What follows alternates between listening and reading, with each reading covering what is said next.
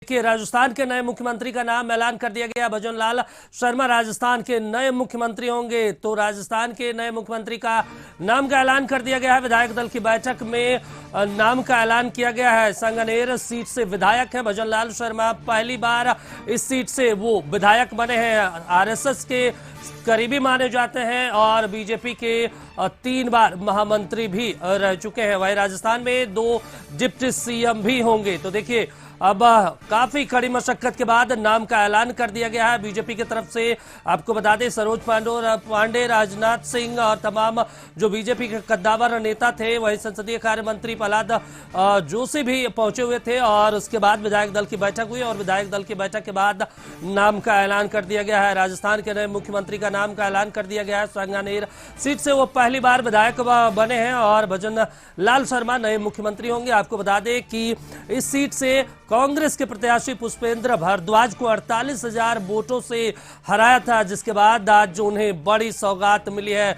BJP की तरफ से नाम का ऐलान कर दिया गया है राजस्थान के मुख्यमंत्री के रूप में और तमाम नामों को खारिज किया गया है। अगर बात कर लें तो पिछले 5-7 दिनों में तमाम नाम चल रहे थे, चाहे वसुंधरा राजे की बात करें, गजेंद्र शेखावत की बात करें, लेकिन सभी नामों को खारिज किया गया है और अब भजन लाल शर्मा का नाम सामने आया। और हमारे संपादक अशोक मिश्रा जी फोन लाइन पे जुड़ गए। अशोक मिश्रा जी, ये बताइए कि छत्तीसगढ़ में आदिवासी, मध्य प्रदेश में ओबीसी यादव समुदाय और अब राजस्थान में ब्राह्मण चेहरा, क्या कुछ लग रहा है? क्या 2024 को देखते हुए ये सभी जातियों को साधने की कोशिश बीजेपी की?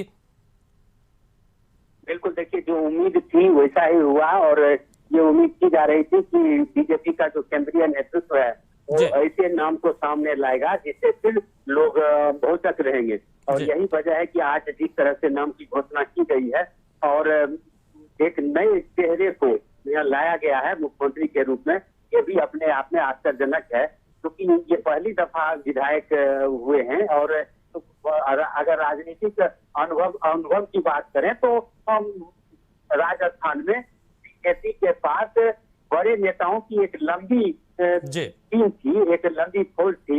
इनको राजनीतिक और प्रशासनिक अनुभव उनके पास था, लेकिन इसके बावजूद भी एक नए चेहरे को लाया गया है।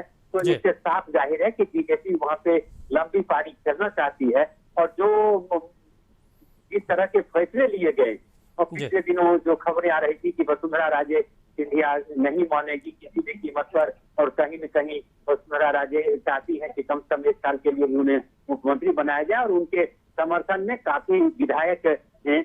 और ये भी कहा जा रहा था कि राजनाथ सिंह को जब इसकी जिम्मेवारी दी गई है तो कहीं न कहीं राजनाथ सिंह अपने जो अनुभव हैं और उसको तो उपयोग करेंगे ही, और वसुंधरा राजे सिंधिया के साथ जो उनके संबंध हैं और स्वजातीय होने के साथ ही कहीं न कहीं राजनाथ सिंह के ऊपर जो जिम्मेवारी दी गई थी तो वो बहुत बड़ी जिम्मेवारी थी वसुंधरा राजे सिंधिया को मनाना। और जिस तरह से ये कामयाबी बीजेपी ने हासिल की है, निश्चित रूप से कह सकते हैं कि बीजेपी के नेतृत्व ने एक बड़ा फैसला लिया है। और तीनों जगह आप अगर देखें तो तीनों जगह, चाहे छत्तीसगढ़ हो, राजस्थान हो या मध्य प्रदेश हो, ऐसे नए चेहरे को लाया गया है जिसके बारे में कभी किसी ने कल्पना नहीं की थी। हालांकि पार्टी में उनकी सेवा हो सकती है, लेकिन पब्लिक डोमेन में और खास करके राज्य स्तरीय चेहरा इन लोगों का नहीं था। तो अशोक जी, अगर इन तीनों राज्यों की बात करें तो एक तो संघ का दबदबा भी इस बार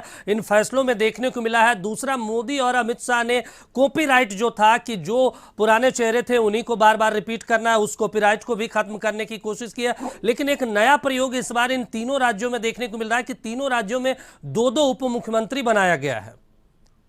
बिल्कुल, देखिए, इसके पीछे मुख्य कारण यही है कि खास करके बिहार, उत्तर प्रदेश, मध्य प्रदेश जैसे राज्य, राजस्थान में भी बीजेपी के वोट बैंक, बीजेपी का जो वोट बैंक है वो सवर्ण का सबसे ज्यादा है।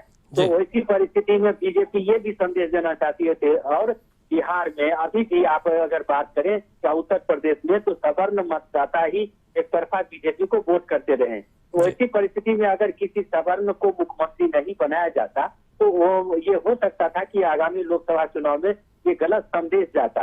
तो उसको भी बीजेपी ने साधा है, यानी कि आदिवासी और पिछड़ी जाति के साथ ही साथ सवर्ण को भी अपने साथ लाने की जो बीजेपी की कवायद है उससे साफ है कि जो उसका वोट बैंक है, जो उसके मतदाता हैं, उसको वो किसी भी कीमत पर छोड़ना नहीं चाहती, और जो उससे नाराज है उसको किसी भी कीमत पर जोड़ना चाहती है। इसलिए बीजेपी का ये फैसला सचमुच में एक कहिए मास्टर स्ट्रोक है।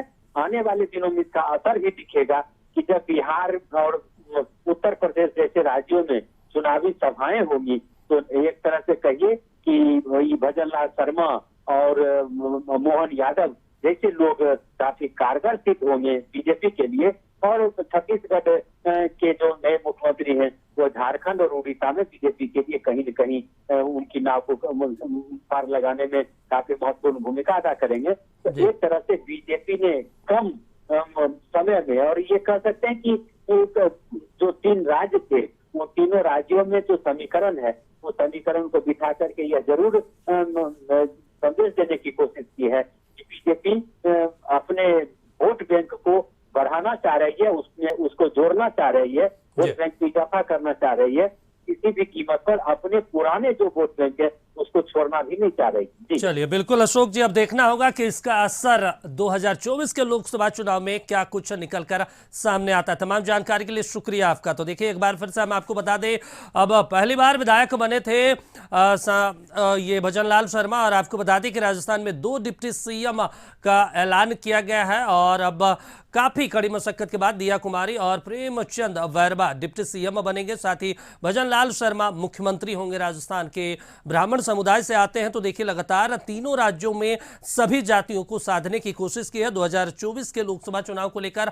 और अगर बात करें तो इन तीनों राज्यों में एक नया प्रयोग भी देखने को मिल रहा है। मोदी शाह की नीति कहें या फिर कॉपीराइट का जो अधिकार लगातार राजनीति में देखने को मिल रहा था कि एक ही नाम बार बार रिपीट हो मुख्यमंत्री में, उन कॉपीराइट अधिकार को भी खत्म करने की कोशिश की गई है।